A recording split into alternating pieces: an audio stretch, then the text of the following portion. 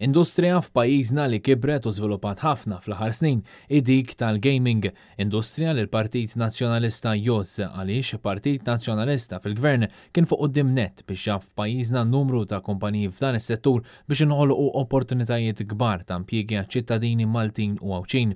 Il-Partit Nazzjonalista għadu jemmen f'dan il-qasam u jrid jara li dan is-settur jibqa' f'pajjiżna anke wara l-imxija tal-COVID-19. Fil-fatt, fl-aħħar sigħat, il-kap tal-Partit Nazzjonalista Adrian Delia flimkien mal-Viċi Kap David Aġus, il-Membru Parlamentari Ewropew Roberta Mezzola u l-kelliem għas-Soċjetà Diġitali Ivan Bartelo kellhom laqa permezz ta' Skype ma' kumpaniji differenti li operaw f'Malta fis-settur tal-gaming. Waqt din il-laqa kienet diskussa s-sitwazzjoni preżenti ta' dawn il-kumpaniji kif ukoll il-futur tagħhom appena tgħaddi l-pandemija tal-coronavirus. Fiha ħadu sem Aspire Global, Batson Group, Gaming Innovation Group, Kindred Catena Media, Mr. Green, Leo Vegas, River iGaming, Casumo, Raketech, Bethard Group, Video Slots, Camon, Tipico, Betway, NetEnt, Genesis, Supernation, Trustly, Microgaming, GVO Holdings u Hero Gaming.